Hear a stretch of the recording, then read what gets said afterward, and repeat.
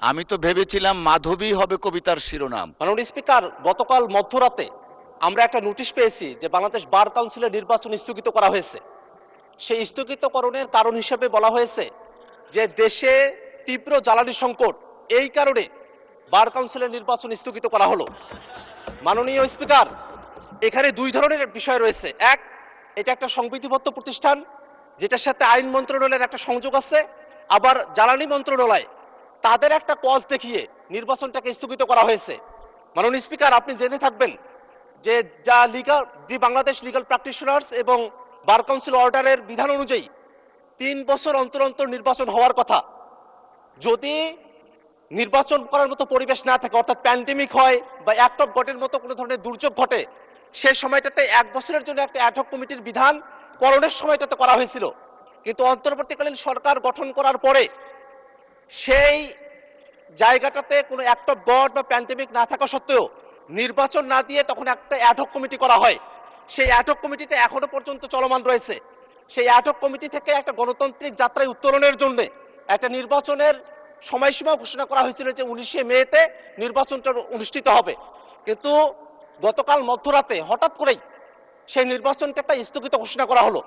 প্রশ্ন হলো, আমরা যখন সংসদে জ্বালানি সংকটের কথা বলছি, মাননীয় সদস্য, আপনার মূল বক্তব্যটা বুঝতে পেরেছি।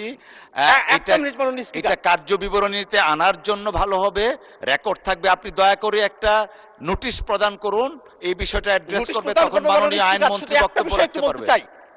সেটা হলো, আমরা যখন সংসদে জ্বালানি সংকটের কথা বলি, সরকার দলের তরফ থেকে জ্বালানি সংকট নেই এই কথা বলা হয়, আবার সরকারি যে একটা প্রতিষ্ঠান তারা নির্বাচন স্থগিত করছে জ্বালানি সংকটের কথা বলে। এই জায়গাটাতে একটা সিদ্ধান্ত আসা প্রয়োজন।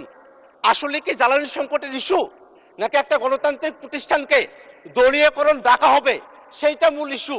এই দুইটা বিষয়ে একটা সিদ্ধান্ত আসা প্রয়োজন। মাননীয় স্পিকার, আমরা নোটিশ নিয়ে আসব, কিন্তু যেহেতু আজকে জ্বালানি মন্ত্রী উপস্থিত আছেন, আইনমন্ত্রী উপস্থিত আছেন, আপনি চাইলে তাদের থেকে এই বিষয়ে একটা সুরাহা, একটা তাদের বিবৃতি আপনি তাদেরকে দেওয়ার জন্য আপনি আহ্বান করতে পারেন। মাননীয় স্পিকার, আপনাকে ধন্যবাদ। ধন্যবাদ মাননীয় সদস্য। আমার মনে হয় মাননীয় আইনমন্ত্রী বিষয়ে অ্যাড্রেস করতে চান। দয়া করে মাননীয় আইনমন্ত্রীকে মাইকটা দিবেন প্লিজ। মাননীয় স্পিকার, আপনাকে ধন্যবাদ।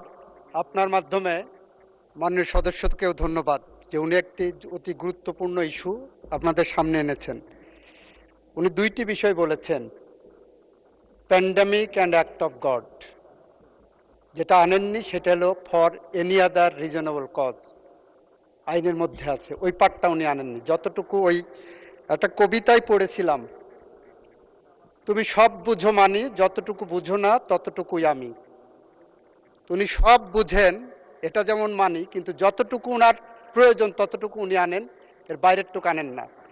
অবশ্যই সংসদের, অবশ্যই নির্বাচনে যাওয়ার জন্যই এই 8 সপ্তাহ বা 7 সপ্তাহ 8 সপ্তাহ সরকার দায়িত্ব গ্রহণের পরে, গত 18 মাসে যখন নির্বাচন হয়নি, আমরা দায়িত্ব গ্রহণ করার পরেই বার কাউন্সিলের নির্বাচন উদ্যোগ গ্রহণ করেছি। এবং সেই ব্যাপারে বার কাউন্সিল একটি স্বায়ত্তশাসিত প্রতিষ্ঠান, আপনি জানেন, তারা স্বকীয়ভাবে স্বাধীনভাবে সিদ্ধান্ত নেন। মাননীয় স্পিকার, বার কাউন্সিলের উনি যে কথাটা বললেন জ্বালানি মন্ত্রণালয়কে টেনে এনে শুধুমাত্র একটা কারণে, সেই প্রেস রিলিজ আমিও পড়েছি, আমার নোটিশেও এসেছে।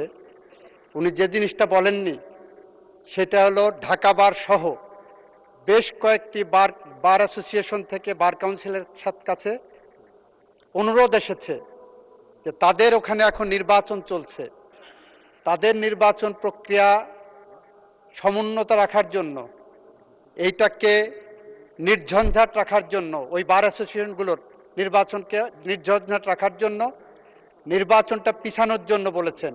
এবং বার কাউন্সিল একটি সংবিধিবদ্ধ সংস্থা হিসাবে বিভিন্ন বার অ্যাসোসিয়েশনের সেই অনুরোধটাও রক্ষা করেছেন। ফলে এই পার্টটা কিন্তু উনি বলেননি। আইনজীবীদের দাবি ছিল বিভিন্ন বার অ্যাসোসিয়েশন, ঢাকা বার হলো বলা হয় এশিয়ার মধ্যে সবচেয়ে বৃহত্তর বার, যেখানে 22,000-এর উপরে লয়া আছে। সেই বারের নির্বাচন সামনে, 29 তারিখে সেই বারের নির্বাচন, সেই নির্বাচন প্রক্রিয়াকে সামনে রেখে সেই অ্যাসোসিয়েশনের পক্ষ থেকে যে অনুরোধ এসেছে, বার কাউন্সিল আমি মনে করি তাদের নিজস্ব মেধা, প্রজ্ঞা, স্বকীয়তা এবং স্বাধীনতা অ্যাপ্লাই করেছেন।